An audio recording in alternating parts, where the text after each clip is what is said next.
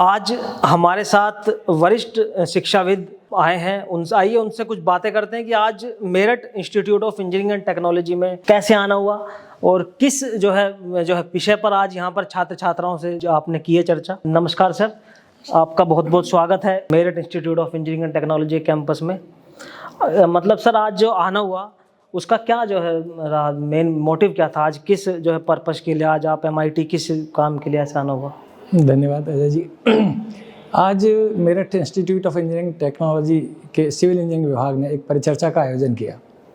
परिचर्चा का मुख्य उद्देश्य था कि जो भी स्टूडेंट्स हैं वो किसी भी लेवल पर हों, उनको हायर एजुकेशन में जाना चाहिए या नहीं जाना चाहिए, जाना चाहिए तो क्यों जाना चाहिए। इस विषय पर जो मैं समझता हूँ वो अपने विचार व्यक्त किए हैं और सामान्य रूप से हर व्यक्ति को देश के उच्च शिक्षा की ओर जाना चाहिए। जैसे जैसे शिक्षा का स्तर बढ़ता जाता है तो हमारा जो IQ लेवल है ये बढ़ता जाता है और IQ लेवल बढ़ जाता है तो एम्प्लॉयबिलिटी बढ़ जाती है। तो देश में जो ये स्थिति है कि अनएम्प्लॉयमेंट है, मैं समझता हूँ अनएम्प्लॉयमेंट नहीं है, एम्प्लॉयबिलिटी की कमी है। अगर हमारे विद्यार्थी किसी भी लेवल के हों, वो अपनी एम्प्लॉयबिलिटी को बढ़ा लें, अपनी टेक्निकल नॉलेज को, अपने जनरल एप्टीट्यूड को, अपनी पर्सनालिटी को अगर डेवलप कर लेते हैं तो एम्प्लॉयमेंट की कोई कमी नहीं है। इसी विषय पर आज बातचीत हुई है। अच्छा, तो सर जैसे आप भी खुद एक सिविल इंजीनियर हैं जी, और आपने कई जो है बड़े संस्थानों में काम करा है, तो आज का जो समय है उसमें देखा जा रहा है कि जो छात्र है वो कंप्यूटर साइंस की तरफ ज़्यादा भाग रहा है और सिविल इंजीनियरिंग और मैकेनिकल जो अन्य जो ब्रांचेज हैं जो बीटेक की, उनमें कम जो है छात्रों की जो है रुचि है। तो क्या कहना चाहेंगे, क्या सिविल इंजीनियरिंग का स्कोप है या उसका आगे कितनी उसकी संभावनाएं हैं सिविल इंजीनियरिंग में, उसके बारे में क्या आपके विचार हैं? असल में हमारे जो देश है इसमें एक समस्या है, हम आगे भागने वाले के पीछे भागते हैं। कंप्यूटर साइंस में जितनी तेजी से लोग एडमिशन ले रहे हैं, एक्चुअली उतने जॉब नहीं है। कोर ब्रांचेस से सिर्फ इसलिए कुछ लोग दूर हो जाते हैं कि कोर ब्रांचेस में मेहनत बहुत लगती है, चाहे सिविल हो, मैकेनिकल हो, इलेक्ट्रिकल हो, इलेक्ट्रॉनिक्स हो। 4 कोर ब्रांचेस मानी जाती हैं और में स्टूडेंट को मेहनत बहुत करना पड़ती है। फिर फील्ड वर्क है, फील्ड वर्क है मतलब बाहर भी रहना पड़ेगा। आज का स्टूडेंट जो है सामान्य, वो स्टूडेंट चाहता है कि बीटेक किया और मुझे एयर कंडीशन रूम मिल जाना चाहिए बैठने के लिए, लैपटॉप पे काम करने को मिल जाना चाहिए। कोर ब्रांचेस में ऐसा नहीं है, बढ़ता जा रहा है लेकिन अभी कम है। अगर कोर ब्रांचेस के स्टूडेंट भी कंप्यूटर से रिलेटेड, अपने फील्ड से रिलेटेड सॉफ्टवेयर पे अच्छा काम कर लें, 1-2 सॉफ्टवेयर लैंग्वेजेस सीख लें, आर्टिफिशियल इंटेलिजेंस पे थोड़ा सा आगे बढ़ जाएं। आर्टिफिशियल इंटेलिजेंस बहुत कठिन नहीं है लेकिन उस पर थोड़ा सा आगे बढ़ जाए। ये सिविल इंजीनियरिंग में भी आर्टिफिशियल इंटेलिजेंस का रोल है? यस, मैंने खुद काम किया हुआ है, AI पे काम किया हुआ है। एग्रीकल्चर में और सिविल इंजीनियरिंग में सबसे ज़्यादा यूज है AI का। यस। कैसे सर? AI में जैसे हमने मान लिया कि एक हमको इसकी एनवायरनमेंट फ्रेंडली बिल्डिंग बनाना है जी, ठीक है। अब एनवायरनमेंट फ्रेंडली बिल्डिंग का मतलब ये नहीं है कि हमने 4 दीवारें खड़ी कर दी, उसमें बहुत सारे रोशनदान दे दिए, बिल्डिंग दे दी और बिल्डिंग बन गई। ये नहीं है। हम जो जीरो एनर्जी की बात करते हैं कि by the end of 2030 zero energy पे हम पहुंच जाएंगे, वो जीरो एनर्जी का मतलब ये कि हम एनर्जी एफिशिएंट बना देंगे।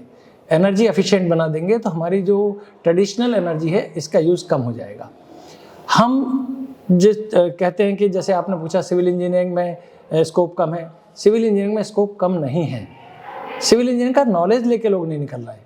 इंजीनियरिंग का नॉलेज सिर्फ 4 किताबें पढ़ना नहीं है, जो फील्ड का एक्सपीरियंस है वो ज़रूर करना चाहिए।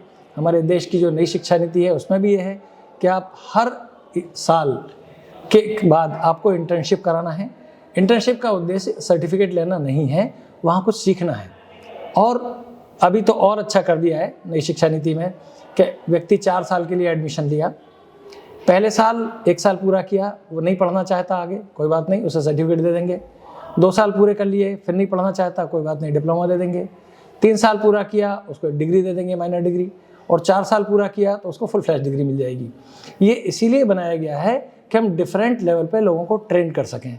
विदेशी अगर हम सिस्टम को देखें तो वहाँ चलता है एक system MPEC, multi point entry and credit system. उसका मतलब ये होता है कि एक विद्यार्थी आता है और वो कहता है मुझे एक सब्जेक्ट पढ़ना है, बाकी नहीं पढ़ना है। वो 3 महीने पढ़ेगा, 3 महीने बाद एग्ज़ाम लेंगे और उसको सर्टिफिकेट दे देंगे। वो जाके नौकरी करेगा उसमें। फिर 1 साल बाद आया, मुझे अब दूसरे सब्जेक्ट में चाहिए, वो दूसरा सब्जेक्ट पढ़ेगा 3 महीने, 4 महीने, 6 महीने, जो भी उसका क्रेडिट कोर्स होगा, उसको सर्टिफिकेट मिल जाएगा। This is multi point entry and credit system. तो सिविल इंजीनियरिंग का है स्कोप, और काफ़ी बड़ा स्कोप है। छात्रों को नई जो है जो तकनीकी है उनके साथ अपने आप का जो समन्वय स्थापित करना होगा। यस, तो छात्र भी विद्यार्थियों को अपने को उस स्तर पे लाना पड़ेगा। जी। एम्प्लॉयमेंट की कमी बिल्कुल नहीं है। अगर हम देखें रियल एस्टेट का जैसे आज बिजनेस बहुत बड़ा है, जी, हाईवेज में, ट्रांसपोर्ट में काफ़ी बड़ा बिजनेस बढ़ गया है, तो इंजीनियर तो चाहिए। है क्या कि हमारे पास वो नॉलेज वाले लोग नहीं हैं, और जो नॉलेज वाले नहीं हैं वही सड़क पे खड़े रहते हैं कि जॉब नहीं है। जब एक रियल एस्टेट का जो ओनर रहता है, बिल्डर रहता है, वो बीए पास को, बीएससी पास को, 12th पास को वहाँ सुपरवाइजर बना देता है, तो ऐसा क्या रीज़न है कि हमारे सिविल इंजीनियर्स नहीं बन पाते? क्यों? क्योंकि वो 12th पास 3 साल का वहाँ बढ़िया मेहनत करके उस सिविल के डिप्लोमा होल्डर से या बीटेक होल्डर से ज़्यादा नॉलेज ले लेता है जी, और वो इनको कहीं तो पीछे छोड़ देता है। तो सर जो अभी नेशनल एजुकेशन पॉलिसी आई है, इस पे क्या लगता है कि क्या ये जो इंजीनियरिंग का जो हमारे पिछले कई सालों में, पिछले 4 सालों में देखा गया है, AICTE ने भी एक डेटा जो है ये दिया था कि इंजीनियर्स कम जो है एडमिशन ले रहे हैं। पिछले 4 साल के मुकाबले इंजीनियर्स ने कम एडमिशन लिए हैं, इंजीनियरिंग में लोग कम जाना पसंद कर रहे हैं। तो क्या नेशनल एजुकेशन पॉलिसी इस पर कुछ सुधार ला पाएगी, और आपके जो है नज़र में क्या लगता है आपको कि क्या ये देश के लिए, शिक्षा के लिए? इंजीनियरिंग में एडमिशन कम नहीं है। जो आज से 10 साल पहले होते थे तब भी इतने होते थे जी, और 20 साल पहले होते थे तब भी इसी अनुपात में होते थे जी। हुआ ये कि हमारी सीट्स बेहद बढ़ती चली गई, बिना ये सोचे कि हमको कितने इंजीनियर वास्तव में देश में चाहिए। जी, किसी भी एजुकेशन पॉलिसी में एक एकेडमिक पिरामिड होता है, और एकेडमिक पिरामिड ऐसा चलता है। जी, हमारे यहाँ उल्टा हो गया, ऐसा हो गया। इसका मतलब था कि बॉटम पे ITI होना चाहिए, जी, उसके ऊपर डिप्लोमा होना चाहिए, पॉलिटेक्निक्स, उसके ऊपर इंजीनियरिंग कॉलेज, और उसके ऊपर NIT और IITs। हमारे यहाँ उल्टा हो गया कि डिप्लोमा कॉलेज कम रह गए, ITI उससे भी कम हो गए, और इंजीनियरिंग कॉलेज जाके बहुत सारे बढ़ गए। तो पिरामिड जो ऐसा आना चाहिए वो ऐसा चला गया। अब जब इस रेशो में आप निकालोगे, 1:8 का रेशो नॉर्मली रहता है, एक ग्रेजुएट इंजीनियर है तो 8 डिप्लोमा होल्डर चाहिए। आज उल्टा है, 8 ग्रेजुएट मिलेंगे, 1 डिप्लोमा होल्डर मिलेगा। तो वो बढ़ेगा कैसे आगे? कभी जो हम बात करते हैं सोसाइटी में बैठ के, कि आपने देखा होगा आज से 20 साल पहले जो कभी प्राइवेट BA करते थे स्टूडेंट, आज वो सब BTech कर रहे हैं। बिल्कुल।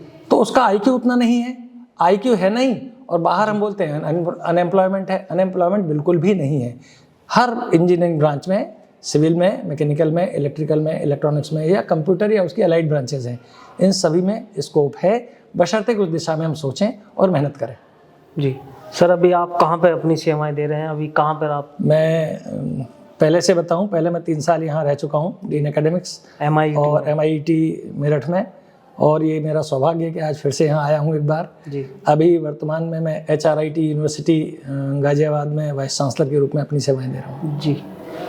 तो सर छात्रों को क्या संदेश देना चाहेंगे कि छात्र किस तरह से आगे बढ़ें, जॉब लें या फिर जॉब देने वाले बने? दोनों बराबर हैं। जी, जॉब देने वाले बनेंगे तो मालिक कहलाएंगे, जी, और जॉब लेने वाले बनेंगे तो कर्मचारी कहलाएंगे। बहुत सही। ये उनकी चॉइस के ऊपर है कि मालिक बनना चाहते हैं या कर्मचारी। जी, मालिक बनेंगे तो खुद के साथ साथ वो दूसरे लोगों को भी एम्प्लॉयमेंट दे पाएंगे, और कर्मचारी बनेंगे तो वो सिर्फ अपने परिवार को संभाल पाएंगे। इसलिए ये कहना बहुत मुश्किल है कि वो जॉब लें या जॉब दें, ये चॉइस है। लेकिन एक स्वामी विवेकानंद जी का एक स्लोगन है जिसको हम लोग बहुत बार बोलते हैं, उठो, जागो और चलते रहो जब तक कि सफलता ना मिल जाए। अगर इस रास्ते पर सभी विद्यार्थी चलें, सफलता सुनिश्चित है और उनका भविष्य भी उज्जवल है। जी सर, बहुत बहुत धन्यवाद सर। बहुत सकारात्मक जो है चर्चा हुई आपके साथ। आपका बहुत बहुत धन्यवाद। धन्यवाद।